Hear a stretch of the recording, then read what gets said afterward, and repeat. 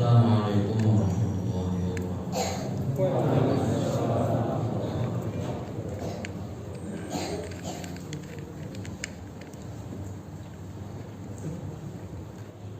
Innal hamdalillah nahmaduhu wa nasta'inuhu wa nastaghfiruh wa na'udzu billahi min shururi anfusina wa min sayyiati a'malina.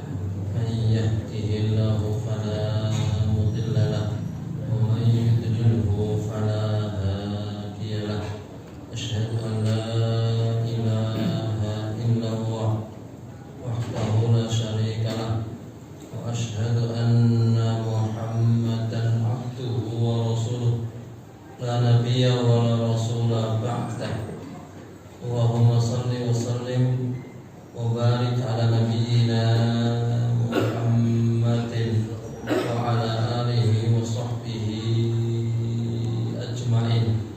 Ya ayyuhalladzina amanu taqullaha haqqa tuqatih wa la tamutunna illa wa antum muslimun. Ya ayyuhan nasu taqu rabbakumul ladzi khalaqakum min nafsin wahidah wa khalaqa minha zawjaha wa basta minhuma rijalan katsiran wa nisaa'a wattaqullaha alladzi tasaaluna bihi wal arham innallaha kana 'alaikum raqiba. Ya ayyuhalladzina amanu taqullaha wa qulu qawlan sadida yuslih lakum a'malakum wa yaghfir lakum dhunubakum wa man yuti'illaha wa rasulahu faqad faza fawzan 'azima. Amma ba'du fa inna asdaqal hadits kitabullah wa khairal hadi hadi Muhammadin sallallahu alaihi wasallam.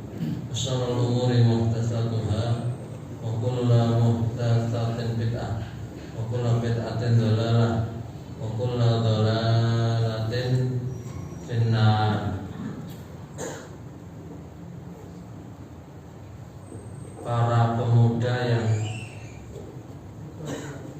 pada akhirnya dimuliakan di dalam Islam karena kelebihan yang mereka punya, ternyata setelah dikaji lebih dalam, hampir-hampir mereka tidak terlepas sedikit pun dari ilmu.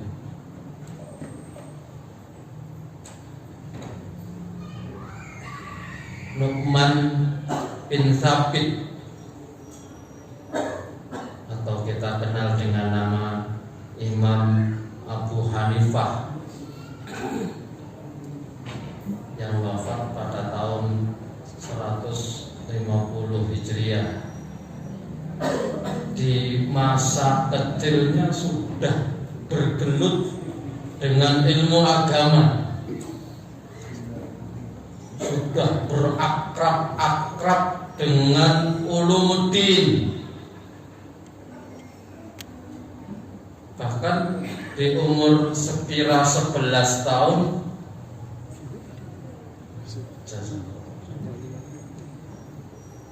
beliau sudah menguasai ilmu mantik.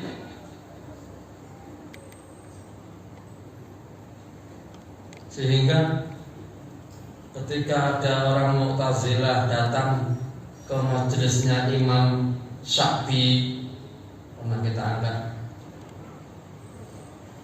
orang Mu'tazilah sudah mempersiapkan segala halnya untuk mendebat dan atau menjatuhkan kewibawaan Imam Asy-Syafi'i, guru besarnya Imam Abu Hanifah itu sendiri. Qadarullah, di saat itu Imam Syafi'i tidak hadir dalam majelis yang secara kebiasaan beliau sebagai pemateri. Gregetannya orang Mu'tazilah, tiwasan aku siap-siap, bengi tak gawe awan, awan tak gawe awan, untuk kusin sinau tenanan kae makhluk kutis ora teko. Tuanjen rawani ya.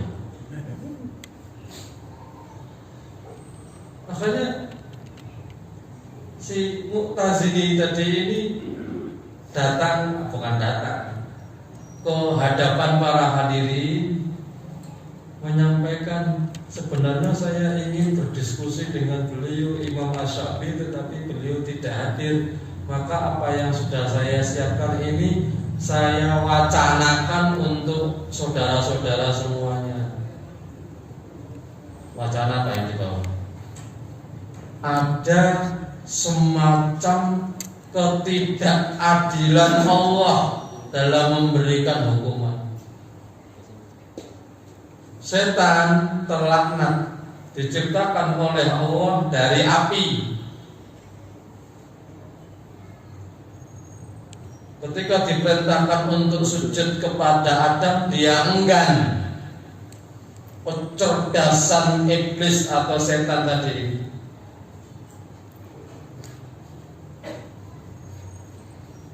kesadarannya kalau Allah itu zat yang maha menguasai segala-galanya, yang menghidupkan, yang mematikan, tapi cuma satu yang tidak dimaui oleh iblis, yaitu sujud kepada Adam, realisasi daripada perintah Allah. Tapi Allah ciptakan iblis itu dari api dan diazabnya dengan api.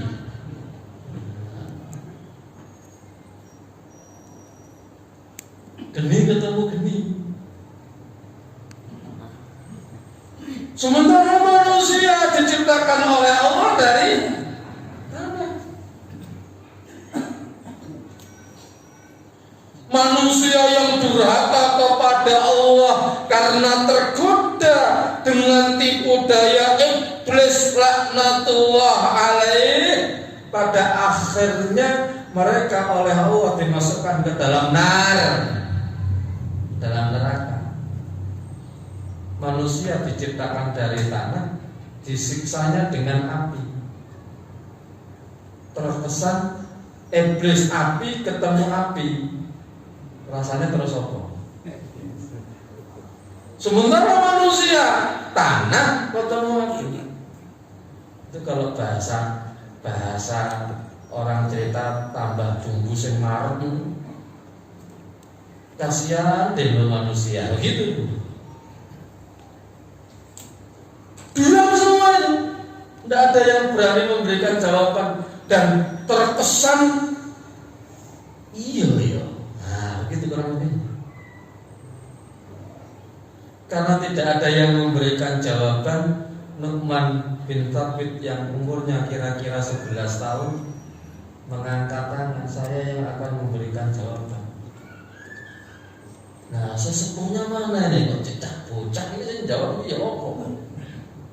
Kata Nu'man, ya Tuhan, kalau apa yang saya jawab nanti ternyata tidak pantas dijadikan sebagai jawaban dan tidak logis,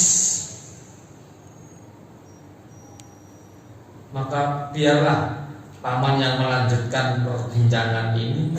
Tetapi kalau nanti ternyata saya bisa memberikan jawaban dan jawaban itu logis, bisa diterima oleh semuanya, ya tolong nanti paman segera hengkang dari tempat sini. Bagaimana jawabannya?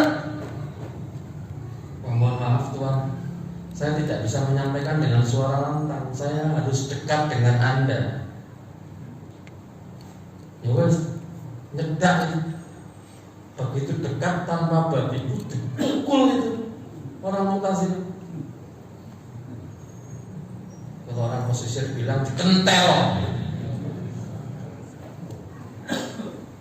Wong Solo dikampleng. Sampai terhuyun-huyun. Ya, kenapa justru Anda memukul saya? Katanya Anda akan memberikan jawaban. Gak usah marah paman. Allah ciptakan saya dari tanah, dan paman juga diciptakan oleh Allah dari tanah. Tanah ketemu tanahku ya ini rasanya.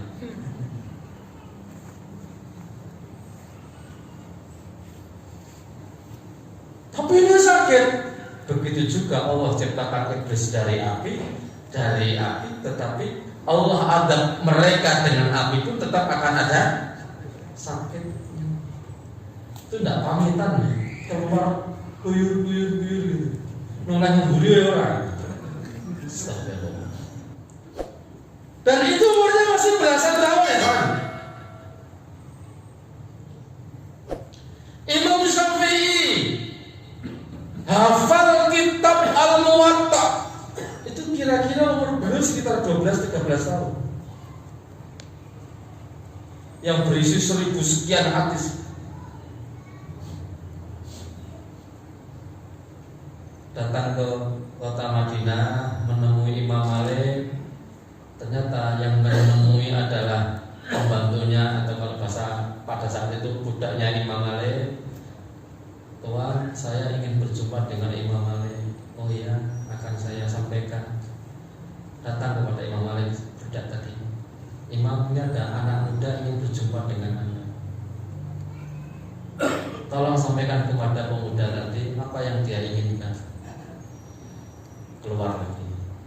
Yang pemuda, kata Imam Malik, tanya, apa yang Anda butuhkan? Kata pemuda tadi, saya ingin belajar dengan Imam Malik. Oh iya, saya sampaikan. Masuk lagi. Imam, kata pemuda tadi, ingin belajar dengan Anda. Oh gitu. Tolong sampaikan kepada anak muda tadi, hafalkan dulu kitab Al-Muwatta. Nanti kalau sudah hafal baru belajar dengan saya. Keluarlah budak tadi. Maaf pemuda, kata Imam Malik, Anda disuruh menghafal dulu kitab Al-Muwatta, baru setelah itu belajar dengan Imam Malik. Tolong sampaikan kepada Imam Malik, kata pemuda. Kitab Muwatta semuanya sudah di sini. Seluruh kitab Muwatta dari awal sampai akhir sudah saya hafal. Baru setelah itu belajar. Mereka para pemuda yang memberi betul-betul manfaat kepada agama ini memang tidak pernah terlepas dari ilmu. Saya berikan Usamah bin Zaid bin Harithah, keseriusannya belajar agama Allah. Pada akhirnya di umur 18 tahun sudah diangkat oleh Rasulullah untuk memimpin perang melawan Romawi Timur. Kalau kira-kira dari ini ya sekitar daerah Syam. Umurnya 18 tahun. Sementara yang dipimpin itu ada Sa'ad bin Abi Waqqas. Sementara yang dipimpin itu ada Abu Ubaidah bin Jarrah. Sementara yang dipimpin itu ada Umar bin Al-Khattab. Sampai-sampai beberapa sahabat itu merasa khawatir. Ini Rasulullah salah atau gimana? Abu Bakar As-Siddiq, ya, Masya Allah, kesetiaannya kepada Rasulullah betul-betul sudah tidak bisa ditandingi. Mendengar berita itu datang cepat-cepat menemui Rasulullah. Abu Bakar As-Siddiq menemui Rasulullah, ya Rasulullah, ada perkataan orang begini dan begini. Datang Rasulullah ke masjid, mengumpulkan sahabat-sahabatnya. Kalau hari ini kalian ragu dengan apa yang saya tunjuk, kalau kalian hari ini meragukan dengan apa yang sudah saya tentukan, berarti Anda meragukan Zaid.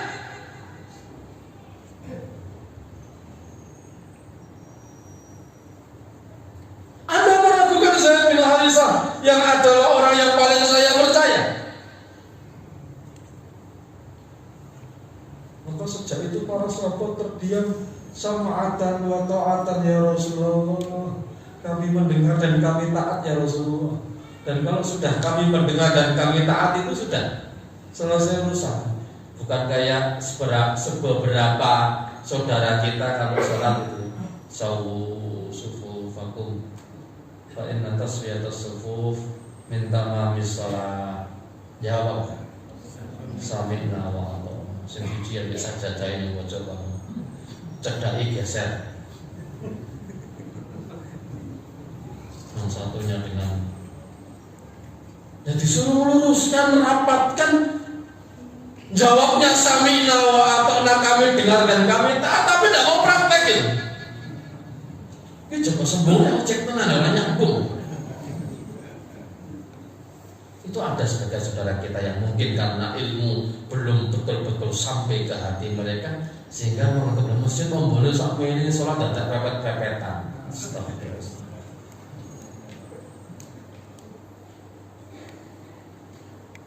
Tapi ketika para sahabat sudah mengatakan sam'atan wa ta'atan atau sami'na wa ata'na, sudah selesai urusan. Mereka akan tunduk betul kepada apa yang disampaikan oleh Rasulullah. Sudah hilang kegembiraan sama sekali.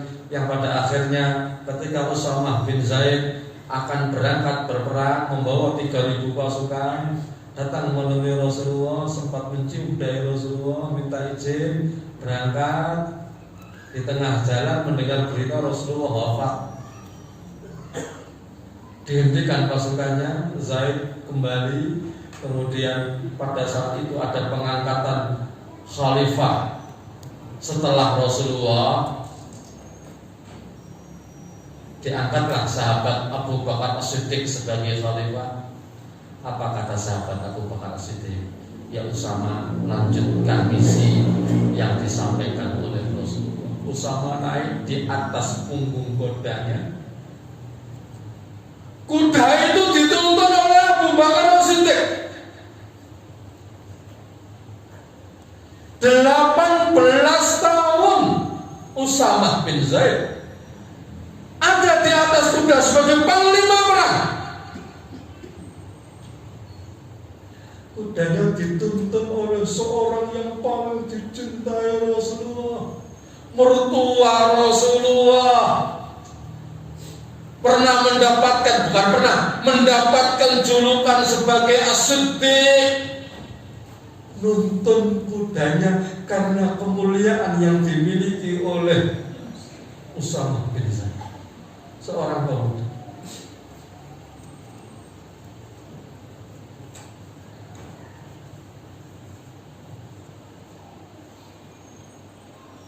Umar bin Abdul Aziz sebelum menjadi khalifah itu pernah diangkat menjadi gubernur. Pada saat itu umur beliau 22 tahun.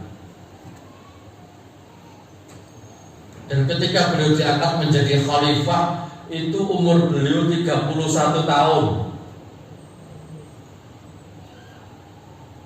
Memimpin tidak genap 3 tahun. Tapi keadilan yang ditimbulkan oleh kepemimpinannya bukan hanya dirasakan oleh masyarakat sekitar situ, bahkan binatang pun ikut merasakan keadilan yang dilakukan oleh seorang yang sangat dimuliakan di dalam Islam, yaitu Umar bin Abdul Aziz. Sampai-sampai dalam sejarah sering disebutkan beliau khalifah yang kelima. Ikhwanu fiddin rahimani wa rahimakumullah. Maka di kesempatan malam hari ini, yang menjadikan seseorang dimuliakan bukan karena umurnya. Bahwa salah satu faktor yang menjadikan orang dimuliakan umur, iya. Tapi ternyata yang paling pokok menjadikan seorang dimuliakan oleh Allah, dimuliakan oleh umat Islam adalah karena ilmunya, hatta walaupun dia masih menjadi seorang pemuda.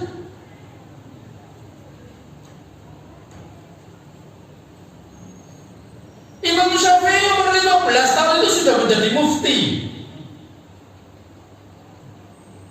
15 tahun ya, SMP kelas 10.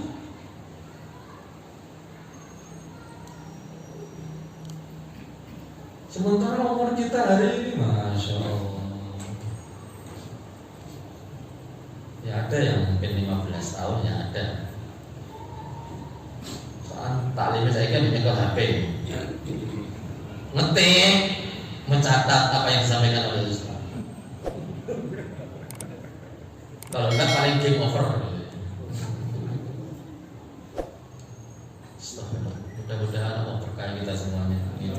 Ya Rabbal Alamin.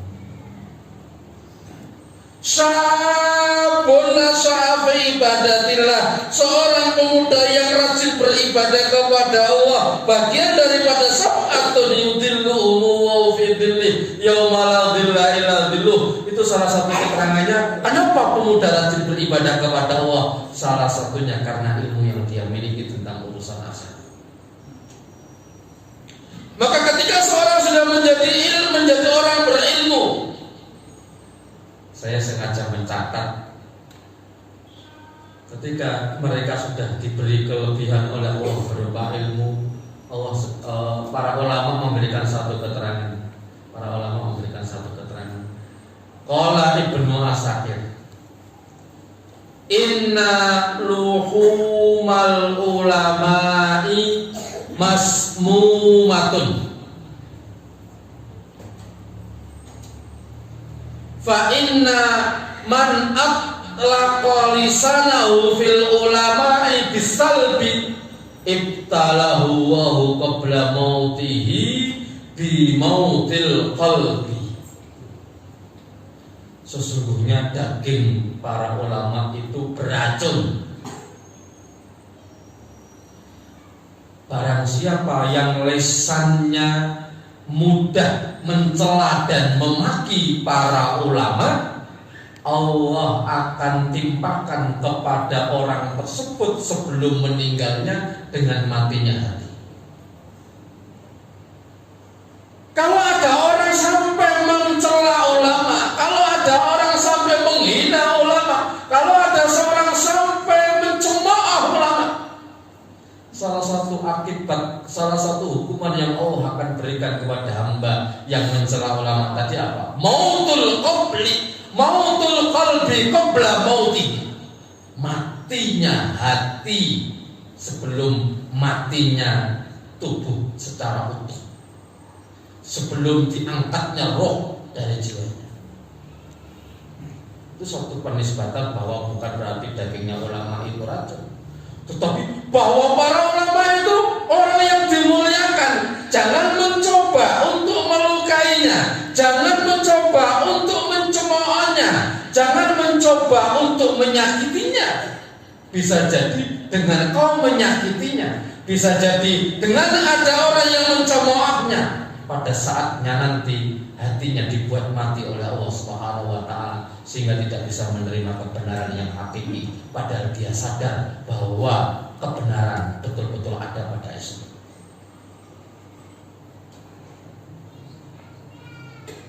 Abu Jahal masih kurang apa sering saya angkat. Hatinya pada hakikatnya sudah menerima Islam. Masih ingat kisahnya ini? Bahkan setiap malam apa yang dilakukan? Mendengarkan bacaan Al-Quran yang dibaca oleh Rasulullah ketika Rasulullah sholat tahajud. Ini kadang-kadang ada materi yang saya ulang. Pengen di dekat rumah Rasulullah, dengarkan bacaan, kan senang gitu. Tapi karena kebiasaannya mencela Nabi, mencela para sahabat, mencela Abu Bakar As-Siddiq, mencela Umar bin Khattab, mautul qalbi Allah berikan kepadanya.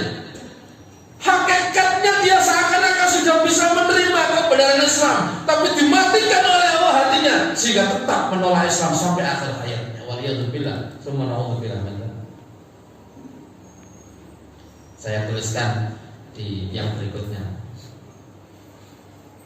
Ikhwan fillah rahimani wa rahmatullah. Berikutnya qala Imam Ahmad, berkata Imam Ahmad bin Hanbal,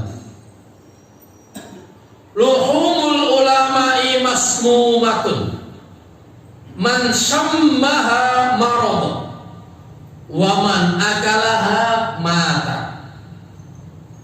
Perumpamaan yang diberikan oleh Imam Ahmad bin Hanbal, sesungguhnya daging para ulama itu betul-betul beracun. Barang siapa yang mencium racun tersebut maka dia akan sakit. Barang siapa yang memakannya maka dia akan mati. Artinya artinya larangan betul secara tegas dan keras untuk tidak menyakiti para Imam Bukhari umur 6 tahun itu diuji oleh Allah. Di umur sekitar 4-5 tahun itu diuji oleh Allah dengan buta mata. Imam Bukhari yang kita kenal hari ini, Rawahul Bukhari. Kalau kita dengar kayaknya yakin banget, ini yakin saya. Yang meriwayatkan siapa? Imam Bukhari, masya Allah. Kalau kita mendengar hadis ada Rawahu Abu Laila, kita mikir Rawahu Ibnu Abi Dunya, itu juga kayak belum cang 100%. Tapi begitu kita mendengar Rawahu Al-Bukhari, mantap kita. Ujian beliau ketika masih kecil, umur kira-kira 5 tahun, itu diuji oleh Allah dengan buta mata. Tapi semangatnya untuk belajar agama luar biasa. Oleh yatim ya, bapaknya meninggal ketika beliau lahir, beberapa saat setelahnya diantar oleh ibunya di umur 5 tahun dalam keadaan buta itu ke majelis-majelis ilmu. Sampai pada satu waktu ketika ada di sebuah majelis ilmu, Imam Bukhari kecil ini satu-satunya orang yang berani mengangkat tangan ketika gurunya menyatakan siapa yang sudah hafal surat Qaf. Pada saat itu gurunya membaca surat Qaf dari awal sampai akhir. Ditanya nggak ada yang menjawab. Imam Bukhari akhirnya mengangkat tangannya. Ya Syekh, laqad hafidtu. Ya Syekh, saya sudah hafal surat Qaf. Ditanya oleh Syekh, kamu menghafalnya kapan? Ya Syekh, sejak saya mendengarkan bacaan Anda tadi, sekarang saya sudah hafal.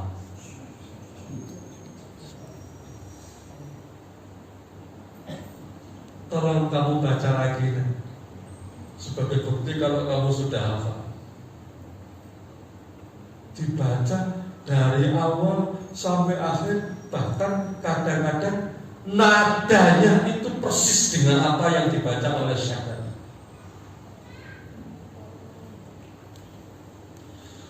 Kejadian itu ketika dia dijemput ibunya cerita, "Bu, tadi saya disuruh menghafal surat Qaf.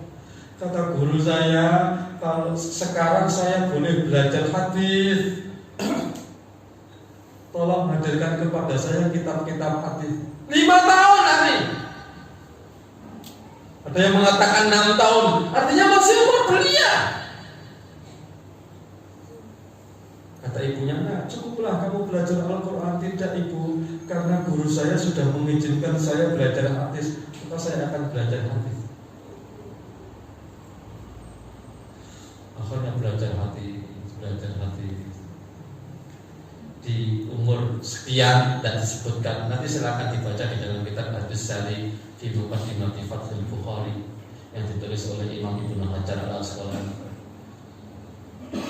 Ibunya di tengah malam berdoa kepada Allah, "Ya Allah, Engkau adalah Zat yang Maha Mengetahui dan Engkau adalah Zat yang Maha Tahu.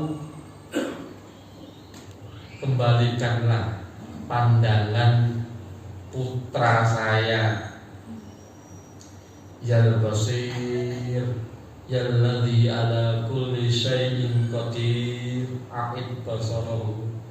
Ya Basir, ya Allah, Zat yang Maha melihat sesuatu yang paling dalam yang ada dalam jiwa kita.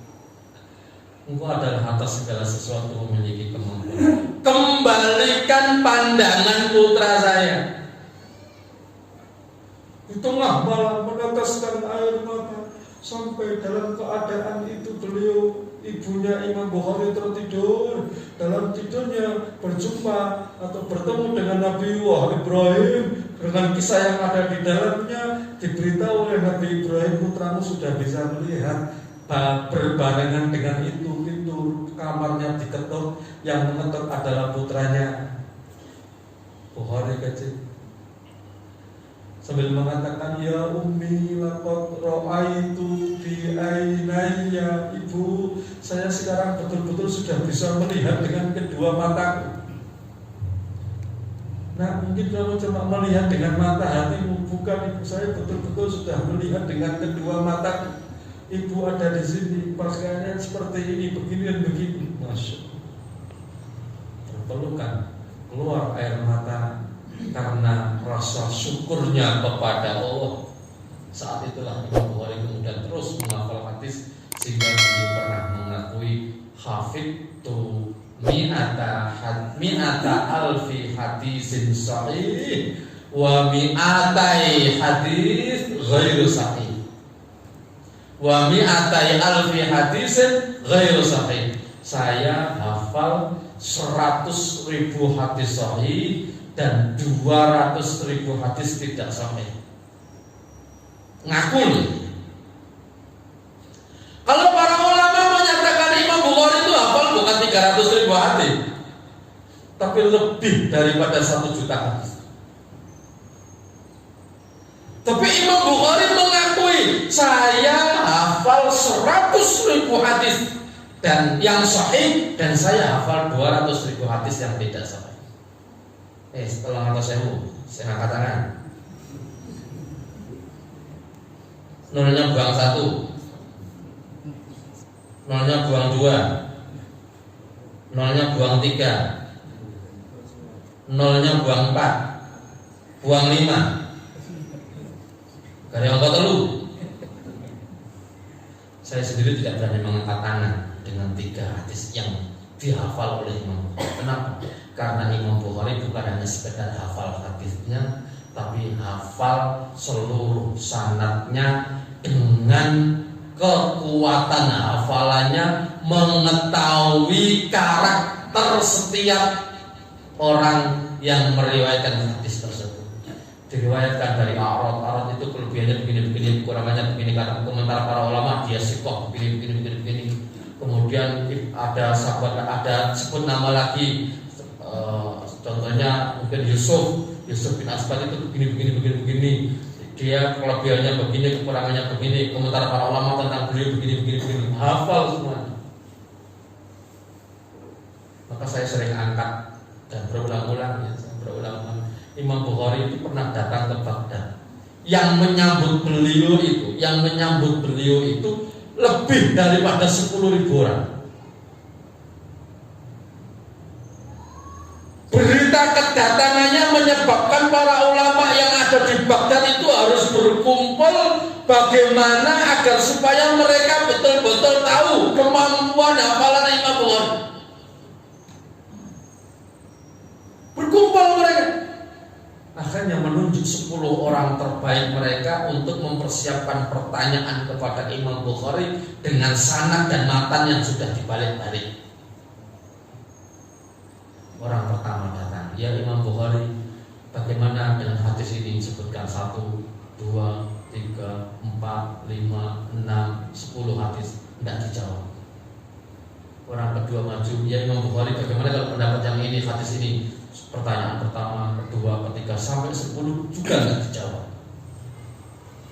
Mereka masih menganggap mungkin nanti orang ketiga bisa jawab. Orang ketiga datang lagi, ya Imam, bagaimana hadis yang begini 10 pertanyaan, sampai orang 10 masing-masing menyampaikan 10 pertanyaan dan tidak ada satupun yang dijawab oleh Imam Bukhari. Sehingga dalam kitab Musbatul Fikr diangkat yaltafitun nasa ba'dhum ba'dha.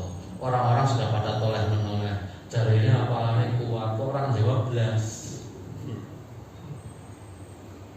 Nah, Hina ro'a an-nasu qad yaltafitun. Kalau dalam kitab kurang lebihnya, ketika dia melihat kalau orang-orang sudah saling menoleh, sudah mulai meragukan dengan apa yang dia miliki dan khawatir terjadi fitnah, akhirnya beliau memberikan jawaban. Adapun Anda tadi bertanya 10 pertanyaan, 1, 2, 3, 4, ini salah, yang benar begini. Yang kedua, Anda tadi menyampaikan 10 pertanyaan juga, ini salah, yang benar begini. Sampai yang ke-10 berarti dengan 100 hadis. Kadang-kadang kita jangankan ditanya 100 pertanyaan, ditanya 3 pertanyaan aja, itu sudah pertanyaan ketiga lupa, mau tanya apa tadi? Jangan tadi tanya apa ya? Tolong diulangi lagi. Imam Bukhari mendengar sekali hafal pertanyaan itu. Dan pertanyaannya bukan 1, bukan 2, pertanyaannya 100. Umpami jenengan didikte pertanyaan 10, tidak boleh nulis dulu. Nanti kalau sudah selesai baru ditulis pertanyaan orang dan jawabannya. Jangankan jawabannya, ngiling-ngiling pertanyaannya nggak kelakon. Ya, tapi jenengan persis kali kula. Tapi ini saya ingin angkat ikhwan fillah rahimakumullah. Pemuda betul-betul diharapkan untuk menjadikan agama ini maju. Pemuda yang betul-betul diharapkan untuk menjadikan agama ini berkembang. Mereka yang punya kekuatan dalam ilmiah, mereka yang punya kekuatan dalam urusan fisik, berharap dengan itu akan menjadikan Islam jaya. Tapi kalau mereka masih tidak mau bergelut dengan ilmu, mereka hanya bergelut dengan dunia, yakin peran mereka sebagai pemuda untuk menegakkan agama akan surut, akan hilang, apalagi ketika mereka sudah menikmati apa yang disebut dengan kenikmatan duniawi yang sesaat. Mereka akan enggan melaksanakan urusan agama karena bisa jadi menurut mereka melaksanakan agama itu menjadikan mereka terbelakang, menjadikan mereka tidak mampu maju, menjadikan mereka kurang finansial, menjadikan mereka begini. Itu yang kadang-kadang dipikirkan oleh mereka, para pemuda yang sudah bergelut dengan dunia dan tidak diimbangi dengan bergelutnya dia dalam urusan agama, yaitu memahami ilmu-ilmunya. Man yuridillahu bihi khairan yufaqihu fiddin. Itu lulus. Ternyata salah satu caranya Allah untuk menjadikan seorang itu baik, yufaqihu fiddin. Orang itu akan difaqihkan oleh Allah dalam urusan agama. Maka kalau kita ingin menjadi orang baik, kata Imam Ibnu Hajar al-Asqalani, setidak-tidaknya ada menjadi dua. Kun aliman, jadilah kalian sebagai orang alim. Kalau tidak minimal muta'allimah. Walaupun nanti para ulama melengkapi ada sampai yang kelima. Yang kedua muta'allimah. Kalau kalian tidak bisa menjadi alim, minimal memiliki semangat untuk menjadi muta'allim, menjadi orang yang semangat belajar. Sampai-sampai diterangkan di berbagai kitab itu disebutkan para ulama itu sudah tidak mau tahu lagi berpikir tentang ilmu berapa yang sudah didapatkan. Yang penting bagaimana saya terus menjadi murid dan menjadi murid. Mereka bahkan tidak berpikir sudah berapa hadis yang saya hafal. Mereka tidak sempat berpikir sudah berapa macam ilmu yang mereka sudah kuasai. Karena yang mereka pikirkan setidak-tidaknya saya harus menjadi seorang yang belajar agama. Sampai-sampai mereka tidak berpikir hasil dari belajarnya. Yang mereka pikirkan adalah proses dalam belajar. Keadaan ini yang mulai hilang di tengah-tengah umat hari ini. Kadang-kadang orang tua kurang memberikan dukungan. Anaknya dikenalkan urusan agama dalam tanda petik ya, masuk pondok pesantren itu kalau sudah tidak lulus di sekolah-sekolah favorit ini dan itu. Nek orang ngono, nek pas lagi bener, angel kandhanane pondok wae. Ya bahwa itu tidak salah. Artinya tidak hitam di atas putih masalah. Saya mau masukkan anak saya ke pondok, memang kenapa? Belum bener lagi masalah pondok, ya berarti aku dari keinginan apa ya? Ya itu bukan urusan salah atau tidak salah. Tetapi perlu saya ingatkan, kalau orang Islam, orang tua lebih khususnya, tidak mengenalkan urusan agama kepada anaknya, dikhawatirkan di waktu yang akan datang orang tua yang akan menangis melihat keadaan anaknya di waktu itu. Betapa banyak kita hari ini mendapatkan anak disekolahkan, ilmu duniawi ini punya kesuksesan, sampai akhirnya sukses dalam urusan duniawi, tapi sekedar untuk beberapa menit berjumpa dengan orang tuanya, seakan-akan tidak punya waktu karena kesibukannya mengejar dunia. Saya punya pekerjaan ini, saya punya kesibukan ini, saya punya urusan ini, saya punya keadaan ini yang harus diselesaikan sekarang juga. Sampai tidak sempat memikirkan orang tuanya. Orang tua lah yang pada akhirnya harus meneteskan air mata. Anakku, aku sekolahkan kau agar supaya begini, tapi kenyataannya kau menjadi seorang seperti ini, dengan keluhan-keluhan tanda penyesalan. Kenapa? Karena anaknya tidak paham urusan agama. Saya tambahkan sedikit lagi. Man istakhaffa bil ulama'i dhahabat akhiratuhu. Barang siapa yang meremehkan ulama, maka akan hilang urusan akhiratnya. Ini perkataan Imam Ibnul Mubarak. Beliau wafat tahun 181 Hijriah. Dikenal sebagai seorang atba' tabi'in. Imam Ibnul Mubarak, seorang yang kaya raya tapi dzu ilmin, memiliki ilmu yang luar biasa.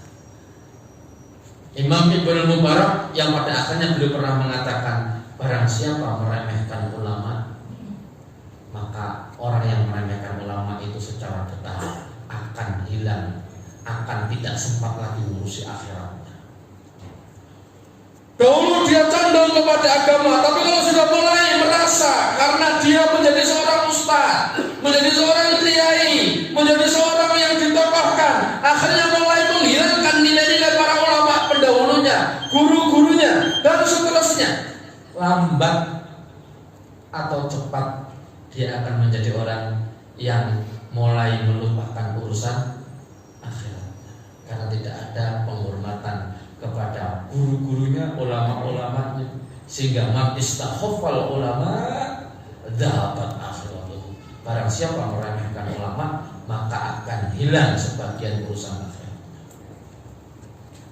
Sebagaimana perkataan para ulama yang lain, barang siapa yang dia terbiasa menikmati makanan haram, cepat atau lambat dia akan menjadi orang yang pada akhirnya nanti meninggalkan urusan agama setahap demi setahap. Jangan terlalu kaget kalau dulu kita lihat dia ahli masjid, tapi sekarang kita melihat dia menjadi orang yang anti masjid. Kalau dahulu kita melihat dia sering aktif di majelis-majelis taklim, tapi hari ini tak pernah nampak batang hidungnya di tempat-tempat taklim. Kalau dahulu dia sering bergaul, berkumpul bersama dengan para ulama, tapi sekarang dia hanya berkumpul kepada orang-orang yang cinta kepada dunia dengan melupakan para ulama. Bisa jadi salah satu alasannya karena ada makanan haram yang biasa dia nikmati, sehingga menjadikan hatinya mulai mati, tak kenal lagi urusan agama. Ini perkataan siapa? Yusuf bin Asbad, guru besarnya Imam Bukhari.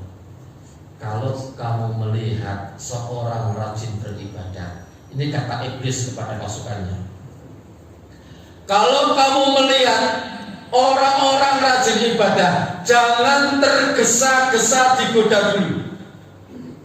Jangan tergesa, biarkan mereka. Unduru min aina mat'amih, lihat dulu dari mana mereka makan. Wa in kana min su, kalau ternyata makanan yang biasa mereka makan dihasilkan dari sesuatu yang haram, da'hu yatta'ib wa yatta'ib.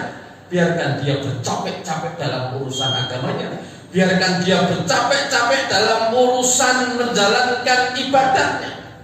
Da'hu yatta'ib wa yatta'ib. Biarkan dia bercapek-capek dan bersungguh-sungguh untuk merealisasikan agamanya. Lambat, cepat atau lambat dia akan menjadi orang yang lupa kepada urusan akhiratnya. Kenapa? Karena bermula dari makanan. Begitulah kalau para ulama mengatakan, kalau ada orang menghinakan para ulama karena merasa dia menjadi tokoh, karena merasa memiliki jabatan, karena merasa sekarang ilmunya lebih daripada ulama yang pernah mengajari dirinya, dia akhirnya meremehkan para ulama, cepat atau lambat bisa jadi akan hilang satu demi satu urusan akhiratnya. Dulu rajin infak, sekarang mulai berkurang.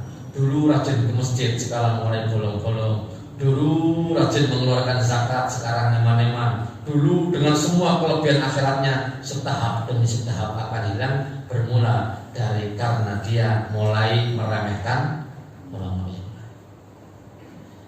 Saya tutup dengan hadis Rasulullah SAW, hadis masyhur diriwayatkan oleh Imam Bukhari dari sahabat Abu Hurairah radhiyallahu anhu. Hadis qudsi, man adali waliyan faqad adantuhu bil harbi. Barang siapa yang dengan sadar memusuhi wali-waliku, barang siapa yang dengan sadar memusuhi orang-orang yang berpihak kepada Allah. Waliyan itu diterangkan oleh Imam Ibnu Rajab Al-Hambali adalah mereka orang-orang yang berakrab dengan syariatnya Allah. Mereka orang-orang yang berakrab dengan agamanya Allah. Hidup mereka dicurahkan untuk Allah. Semuanya Allah, Allah, Allah. Barang siapa memusuhi wali-waliku, mereka yang berpihak kepada Allah, faqad adantuhu bil harb, maka saya kumandangkan perang untuk urusan ini. Allah berfirman seperti itu, persis dengan sebagaimana ayat Al-Qur'annya, barang siapa yang hidup di dunia riba, maka dosa riba itu oleh Allah diizinkan untuk perang. Fa'danu biharbin minallahi wa rasulih. Kalau orang sudah terbiasa dengan riba, dosa riba itu satu-satunya dosa yang oleh Allah dibahasakan sekarang diizinkan untuk berperang melawan riba. Begitu juga perkara-perkara yang kita sampaikan ini. Mana ada waliyan, barang siapa yang dengan sadar memusuhi para ulama salaf saleh, barang siapa yang sadar memusuhi para alim dzu ilmin, Allah akan izinkan perang dalam urusan ini. Faqdan atau faqad adantu bil harbi, aku telah mengizinkan perang dalam urusan ini. Dan hadisnya cukup panjang, itu bisa nanti dibahas pada kesempatan yang lain. Tapi pada intinya saya mengajak pada kesempatan malam hari ini, para pemuda yang hadir di kesempatan malam hari ini, mari bersama-sama kita menyadari di tangan antum, para pemuda, agama ini akan berkembang. Kalau antum di masa muda ini menggunakan untuk urusan akhirat antum, mengejar yang terbaik untuk agama antum, antum kelak akan menjadi orang-orang yang betul-betul berkecimpung dalam dunia iqamatuddin, dalam dunia menegakkan agama Allah, yang mudah-mudahan itu akan menjadikan kebahagiaan antum di akhiratnya nanti. Tapi kalau antum hari ini lebih memilih dunia antum daripada akhirat antum, bisa jadi ini awal petaka untuk orang-orang di sekitar antum, orang-orang di sekitar kita, orang-orang di sekitar para pemuda. Karena kalau pemuda tidak bisa diharapkan lagi, akan apa yang diharapkan dari pemuda tersebut? Kita para orang tua yang hari ini diberi amanah oleh Allah berupa anak-anak, mari kita kirim, mari kita ajak, mari kita sesering mungkin menasihati agar supaya anak-anak kita berakrab dengan Allah Subhanahu wa taala, mendekat kepada Allah, mempelajari ilmu-ilmunya Allah, karena dukungan orang tua pula lah yang menjadikan kadang-kadang anak-anak semakin kuat untuk mengejar akhirat dan mulai setahap demi setahap berani mengambil risiko dalam urusan dunia dalam rangka untuk mendapatkan kemuliaan akhiratnya. Kita para bapak lebih khusus yang adalah kullukum ra'in wa kullukum mas'ulun an ra'iyatihi. Kita semuanya pemimpin dan akan dimintai pertanggungjawaban. Kita gunakan kepemimpinan kita dalam keluarga kita untuk mendidik mereka, anak-anak kita, termasuk dari orang-orang yang menegakkan agama Allah Subhanahu wa taala. Qu anfusakum wa ahlikum nar. Para ummahat, para ibu yang adalah madrasah pertama untuk anak-anak, maka jadikan itu kesempatan untuk meraup pahala sebesar-besarnya dengan bersabar menghadapi setiap hal yang dilakukan oleh anak-anak kita. tapi sabarnya ibu dalam mendidik, membantu, mengayomi anak-anak mereka bisa kenal agama, mereka bisa kenal syariat, menjadikan suatu sumber yang mudah-mudahan di waktu yang akan datang betul-betul kejayaan Islam itu ada di tangan pemuda-pemuda hari ini. Walhamdulillah.